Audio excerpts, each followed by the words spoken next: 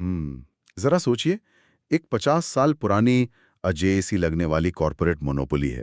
एक ऐसा बाजार जहां सिर्फ दो ही विशाल कंपनियों का कब्जा है। जहां ग्राहकों को किसी तीसरे विकल्प की आदत ही ना हो। बिल्कुल। और फिर अचानक से एक नया स्टार्टअप लॉन्च होता है। और मजे की बात यह है कि उस स्टार्टअप का जो सीईओ है वो कोई मंझा हुआ व्यापारी नहीं है, बल्कि एक मशहूर फिल्म स्टार है। अरे वाह, ये तो किसी फिल्म की स्क्रिप्ट जैसी लग रही है। हाँ, और देखते ही देखते रातों रात वो स्टार्टअप उन दोनों पुरानी कंपनियों को दिवालियापन की कगार पे ला खड़ा करता है। ये तो सच में बहुत बड़ा उलटफेर है। अगर मैं कहूं कि ये कोई कहानी नहीं, बल्कि 2026 के तमिलनाडु विधानसभा चुनावों की असलियत है, तो शायद कोई भी चौंक जाएगा। बिल्कुल चौंकेगा। मतलब दशकों से तमिलनाडु की राजनीति सिर्फ और सिर्फ दो दिग्गजों, डीएमके और एआईएडीएमके के इर्द गिर्द ही घूमती थी। एकदम सही। लेकिन इस बार थलापति के नाम से मशहूर अभिनेता विजय और उनकी नई पार्टी तमिल गावा वेत्री कज़गम यानी टीवीके ने पूरी बिसात ही पलट दी है। हाँ, बिल्कुल पलट दी है। आज के हमारे इस विस्तृत विश्लेषण में हमारे पास मौजूद ताज़ा आंकड़ों और विस्तृत रिपोर्ट्स के आधार पर हम इसी राजनीतिक भूकंप की परतों को खोलने वाले हैं। ठीक है, चलिए इसे विस्तार से समझते हैं। और देखिए, ये भूकंप ऐसा वैसा नहीं है। राजनीति के गलियारों में हम अक्सर सत्ता विरोधी लहर या बदलाव की बात करते हैं। हाँ, वो तो हर चुनाव में सुनने को मिलता है। लेकिन जो तमिलनाडु में हुआ है वो एक स्थापित ढांचे का पूरी तरह से ढह जाना है। ये सिर्फ एक नई पार्टी का जीतना नहीं है, बल्कि उस पूरी व्यवस्था का रीसेट बटन दब जाना है, जिसे वहां के लोग दशकों से एक अटल सच मानकर जी रहे थे। सही कहा। तो इस भूकंप की तीव्रता को समझने के लिए हमें इसके केंद्र में जाना होगा, यानी सीधे आंकड़ों की तरफ। बिल्कुल, और यहीं से ये पूरी कहानी एक थ्रिलर बन जाती है। हाँ, तो देखिए, तमिलनाडु विधानसभा में कुल 234 सीटें हैं। और सरकार बनाने के लिए किसी भी पार्टी को 118 सीटों का बहुमत चाहिए होता है। और जब नतीजे आए तो स्क्रीन पर जो नंबर फ्लैश हो रहे थे उन पर किसी को यकीन ही नहीं हुआ। एग्जैक्टली। विजय की टीवी के 108 सीटों के साथ सबसे बड़ी पार्टी बनकर उभरी। 108 सीटें। और दशकों तक सत्ता के शिखर पर रहने वाली स्टालिन की डीएमके महज 59 सीटों पर सिमट गई। और एआईएडीएमके का तो और भी बुरा हाल हुआ। पलानीस्वामी के नेतृत्व में उन्हें सिर्फ 47 सीटें ही नसीब हुई। और कांग्रेस को सिर्फ 5 सीटें मिली। बाकी तमाम छोटी बड़ी क्षेत्रीय और वामपंथी पार्टियों ने जैसे तैसे कुल मिलाकर 8 सीटें बटोरी। यहाँ तक कि विजय ने खुद पेरम्बूर सीट से एक विशाल जीत दर्ज की। हाँ, डीएमके के लिए एक छोटी सी राहत बस ये रही कि उदयनिधि स्टालिन चेपॉक तिरुपुलिकेनी से अपनी सीट बचाने में कामयाब रहे। हाँ, लेकिन सीटों की संख्या से भी ज्यादा खतरनाक कहानी तो वोट शेयर के आंकड़े बता रहे हैं।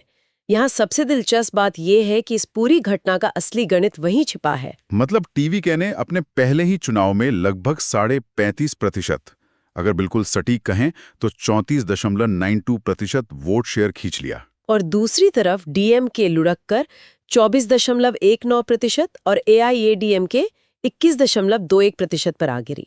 रुको, मुझे यहाँ एक बात समझाइए। जब हम इस त्रिकोणीय मुकाबले की बात करते हैं तो 35% वोट सुनकर ऐसा नहीं लगता कि ये कोई बहुत बड़ा एक तरफा बहुमत है। हाँ, ये तो है। मतलब 65% लोगों ने तो अभी भी उन्हें वोट नहीं दिया ना।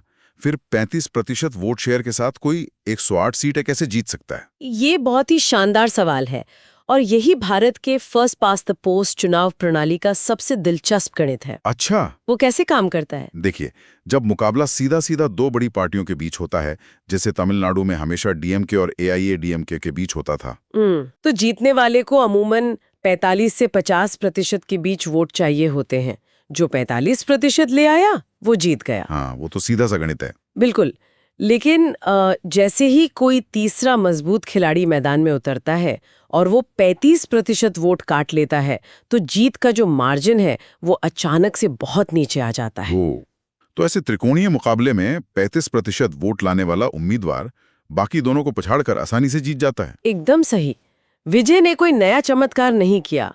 उन्होंने बस पुरानी पार्टियों के उसी स्थापित वोट बैंक में एक बहुत गहरी सेंध लगा दी और उनकी जीत के मार्जिन को आधा कर दिया। ये तो हुई गणित की बात। लेकिन जो पुराने वफादार ग्राहक थे, उन्होंने अपनी पुरानी कंपनियों को छोड़ा क्यों? बदलाव की चाहत। मतलब अचानक से लोग इतना बड़ा रिस्क लेने को तैयार कैसे हो गए? हमारे स्रोत बताते हैं कि डीएमके एक तरह की सत्ता की थकान या इनकम्बेंसी फटीग से जूझ रही थी। हाँ, और उनके ऊपर भ्रष्टाचार के आरोप भी तो थे। इसके साथ साथ डीएमके का जो जमीनी संपर्क था वो कमजोर पड़ गया था। उनकी कल्याणकारी योजनाओं का असर जमीन पर वैसा नहीं दिख रहा था जैसा वे दावा कर रहे थे। बिल्कुल। और अगर हम एआईएडीएमके की बात करें तो वो तो खुद अपने ही बनाए जाल में उलझ गए थे। हाँ, वो ओ पनीरसेल्वम और ई पलानीस्वामी वाला झगड़ा। सही कहा। उनके बीच की जो अंदरूनी गुटबाजी थी उसने पार्टी को खोखला कर दिया। जब किसी पार्टी के शीर्ष नेता आपस में ही लड़ रहे हों तो जमीन पर काम करने वाला कार्यकर्ता निराश होकर घर बैठ जाता है। और वोटर ये सब बहुत ध्यान से देख रहा होता है। बिल्कुल। लेकिन यहाँ बात बहुत ही रोचक हो जाती है। मैं थोड़ी असहमति जताना चाहूंगा। मान लीजिए कि कोई पुरानी पार्टियों से नाराज है, हाँ। तो वो शायद नोटा दबा दे या वोट डालनी ना जाए। स्वाभाविक है, गुस्सा ऐसे ही निकलता है। लेकिन जो डेटा हमारे पास है वो तो कुछ और ही कह रहा है।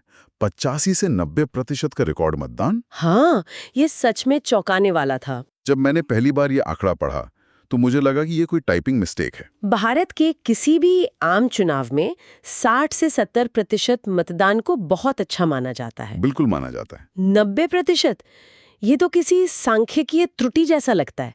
क्या सच में इतने लोग वोट डालने गए थे या फिर ये सिर्फ एक सुपरस्टार को देखने की दीवानगी थी? देखिए, ये बिल्कुल असली आंकड़ा है और यही इस चुनाव की सबसे बड़ी खामोश क्रांति है। खामोश क्रांति? हाँ, जब मतदान 90% के करीब पहुंचता है तो आप समझ लीजिए कि जनता सिर्फ वोट नहीं दे रही है, वो एक सजा सुना रही है।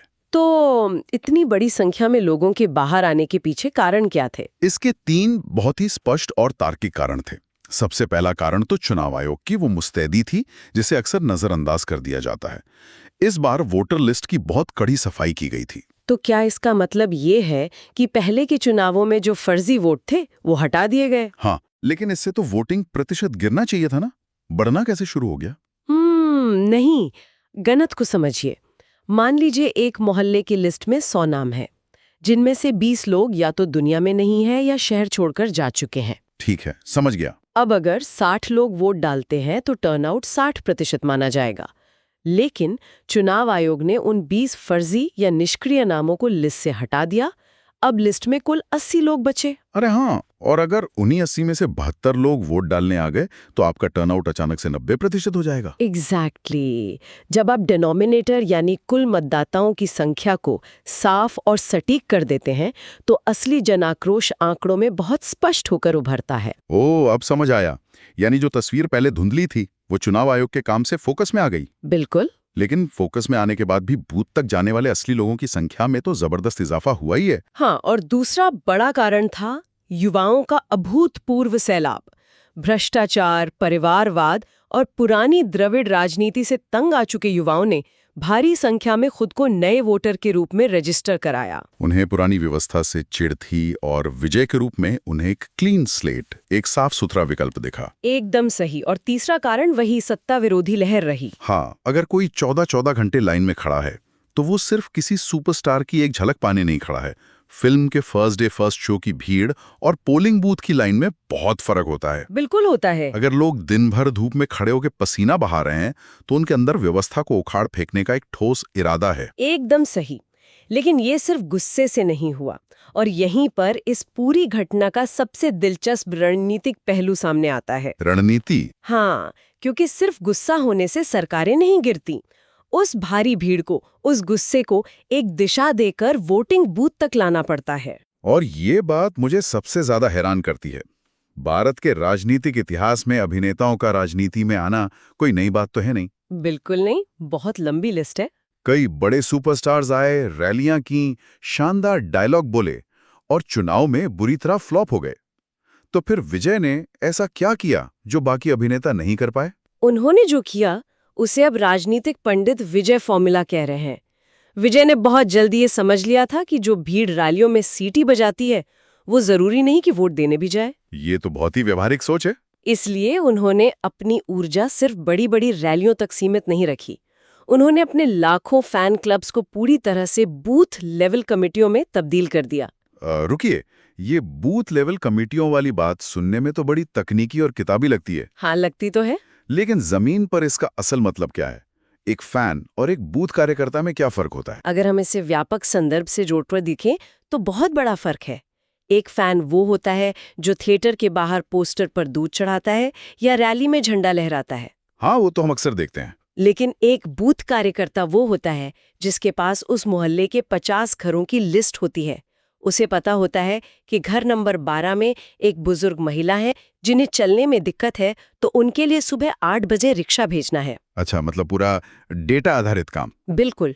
उसे पता होता है कि कौन नाराज है, किसे समझाना है और चुनाव के दिन कौन घर से बाहर नहीं निकला है।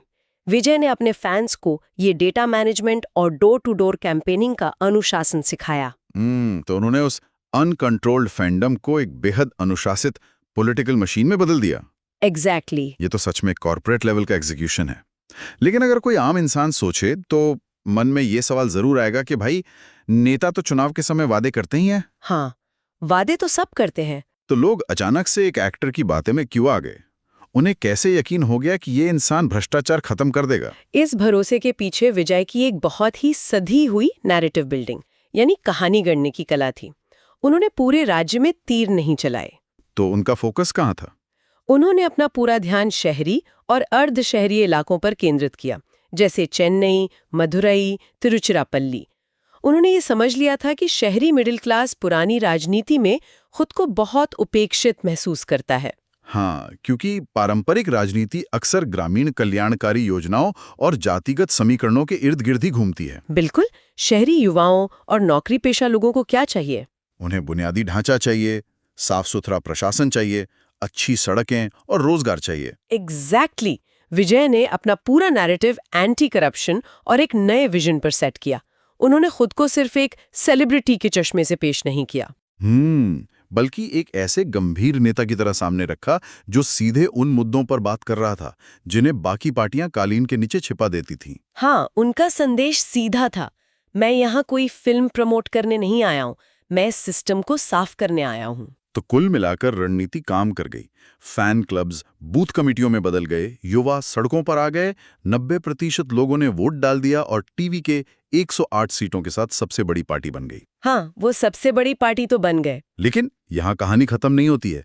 असल सस्पेंस तो अब शुरू होता है। बिल्कुल, क्योंकि 108 का आंकड़ा 118 के जादुई बहुमत से अभी भी 10 कदम दूर है। यही तो पेच है। स्थिति एक हंग असेंबली यानी त्रिशंकु विधानसभा की बन गई है।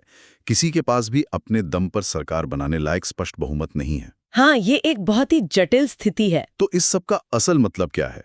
सबसे बड़ी पार्टी होने के बावजूद क्या विजय के लिए मुख्यमंत्री की कुर्सी तक पहुंचना आसान होगा? ये एक बहुत ही महत्वपूर्ण सवाल खड़ा करता है और सच कहूं तो ये उनके राजनीतिक जीवन की सबसे पहली और सबसे जटिल परीक्षा होने वाली है। तो आगे के रास्ते क्या हैं? यहाँ से मुख्य रूप से 3 रास्ते निकलते हैं और तीनों ही कांटों भरे हैं। पहली और सबसे स्वाभाविक संभावना गठबंधन की है। गठबंधन। हाँ, कांग्रेस के पास 15 सीटें हैं और छोटे क्षेत्रीय दलों को मिला लें तो 8 सीटें और हैं। अगर विजय इन सबको अपने साथ ले आएं तो 118 का आंकड़ा आसानी से पार हो सकता है। लेकिन इसमें एक बहुत बड़ा विरोधाभास है। आप याद कीजिए, विजय ने अपना पूरा चुनाव किस मुद्दे पे लड़ा था? हाँ, भ्रष्टाचार मुक्त और साफ सुथरी राजनीति। बिल्कुल। उन्होंने कहा था कि वो इस पुरानी व्यवस्था को जड़ से उखाड़ देंगे। अब अगर वो सरकार बनाने के लिए उन्हीं पुरानी पार्टियों के साथ कमरे में बैठकर समझौते करते हैं, पदों का बंटवारा करते हैं, तो क्या उनके वो युवा मतदाता खुद को ठगा हुआ महसूस नहीं करेंगे? ये तो बहुत बड़ा रिस्क है। क्या गठबंधन की ये सौदेबाजी उनकी उस एंटी करप्शन वाली छवि को पहले ही फुर्सत में तार-तार नहीं कर देगी? आप बिल्कुल उस दुखती रग पर हाथ रख रहे हैं जो इस वक्त टीवी के रणनीतिकारों को भी परेशान कर रही होगी। गठबंधन की राजनीति हमेशा समझौते मांगती है। हाँ, और आप उस व्यवस्था से समझौता किए बिना उसके साथ सरकार नहीं चला सकते जिसके खिलाफ आपने आग उगली हो। बिल्कुल। और अगर वो इन समझौतों के लिए तैयार नहीं होते हैं तो दूसरी संभावना जन्म लेती है, वो किंग मेकर बन सकते हैं। किंग मेकर मतलब खुद सत्ता में न बैठें। हाँ, वो बाहर से किसी को समर्थन दे दें। हालांकि 108 सीटें जीतने के बाद महज किंग मेकर बनकर रह जाना उनके कार्यकर्ताओं के मनोबल को तोड़ सकता है। ये भी सच है। और तीसरी कड़ी है राज्यपाल की भूमिका। जब किसी को बहुमत नहीं मिलता तो संविधान के तहत राज्यपाल का विवेक सबसे महत्वपूर्ण हो जाता है। हाँ, अब सबकी नजरें राजभवन पर होंगी। क्या राज्यपाल सबसे बड़ी पार्टी होने के नाते टीवीके को पहले न्योता देंगे? या फिर चुनाव के बाद अगर कोई और गठबंधन सामने आता है जो बहुमत साबित करने का दावा करता है तो उसे मौका मिलेगा। एग्जैक्टली ये एक ऐसा राजनीतिक शतरंज है जहां हर चाल अगले कुछ दिनों में बहुत ही सावधानी से चली जाएगी। इन सारे समीकरणों और उलझनों के बीच एक बात तो बिल्कुल शीशे की तरह साफ है। वो क्या? वो ये कि 2026 के तमिलनाडु चुनावों का ये जो पूरा घटनाक्रम है, ये सिर्फ एक राज्य की कहानी नहीं है। ये पूरे भारत के राजनीतिक परिदृश्य के लिए एक बहुत बड़ा संदेश है। मैं आपकी इस बात से पूरी तरह सहमत हूँ। जो संदेश यहाँ से निकल रहा है वो ये है कि मतदाता अब किसी का बंधुआ नहीं रहा। आप उन्हें धर्म, जाति और परिवारवाद के पुराने फॉर्मूलों से अनिश्चित काल तक नहीं बांध सकते। बिल्कुल। इस चुनाव ने लोकतंत्र की उस सबसे बुनियादी और भूली बिसरी ताकत को वापस याद दिलाया है कि सबसे बड़ा गेम चेंजर वोटर टर्नआउट ही है। हाँ, अक्सर हम सुनते हैं लोगों को ये कहते हुए कि यार मेरे एक वोट से क्या ही बदल जाएगा। हाँ, सब चोर है, यही कहते हैं लोग।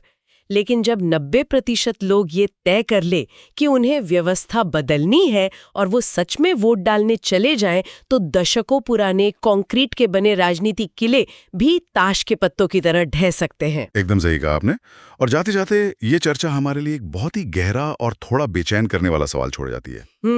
कौन सा सवाल? जरा इस बात पे गौर कीजिएगा, अगर एक फिल्म स्टार अपने क्रेजी फैन क्लब्स को बूज कमेटियों में बदलकर बिना किसी लंबी राजनीतिक विचारधारा के सीधा 35% वोट बैंक खींच सकता है, हाँ, तो क्या ये भविष्य के राजनीतिक अभियानों का एक नया ब्लूप्रिंट बन गया है? ये वाकई सोचने वाली बात है कि क्या हम उस युग में प्रवेश कर रहे हैं जहां पारंपरिक कैडर और विचारधारा की जगह फैंडम ले लेगा? बिल्कुल।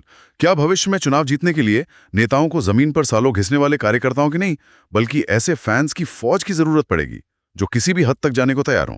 क्या विचारधारा की जगह अब सिर्फ व्यक्तिगत करिश्मा और फैंडम ही राजनीति की नई मुद्रा बनने वाली है? ये एक ऐसा सवाल है जिसका जवाब शायद हमें आने वाले कुछ सालों में भारत की राजनीति खुद देगी। बिल्कुल देगी। फिलहाल आज के इस विस्तृत विश्लेषण को हम यहीं विराम देते हैं। उम्मीद है कि इस चर्चा के बाद इन चुनावी नतीजों को देखने का नजरिया पहले से कहीं ज्यादा साफ और दिलचस्प हो गया होगा। मिलते हैं अगले विश्लेषण में।